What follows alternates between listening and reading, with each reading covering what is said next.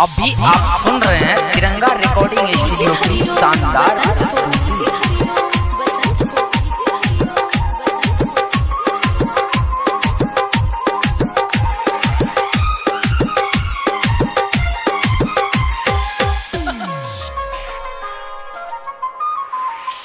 पगली के तोरे खातिर काने छो पगला फेसबुक पर काने छो पगला फेसबुक पर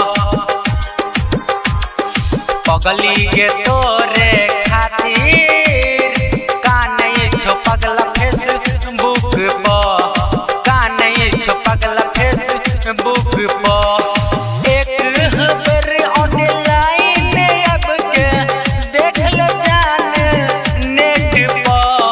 पगली के तोरा खातिर काने छो पगला फेसबुक पर काने छो पगला फेसबुक पर पगली के तोरा खातिर काने छो पगला फेसबुक पर काने छो पगला फेसबुक पर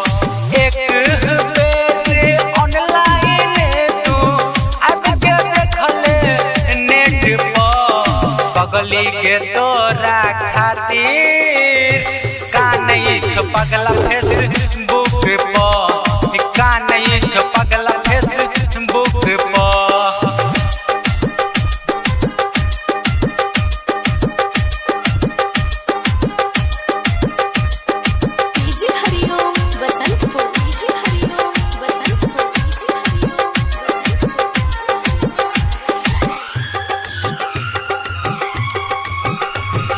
देखी के हालत गौवा समाज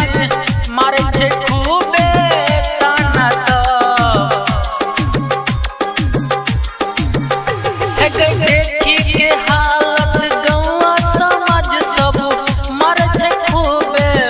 ताना देखी के पगला के हालत देख ले जन फेसबुक पर देख ले जन फेसबुक पर पगली के तोरा खातिर काने छो पगला फेसबुक पर काने छो पगला फेसबुक पर पगली के तोरा खातिर काने छो पगला फेसबुक पर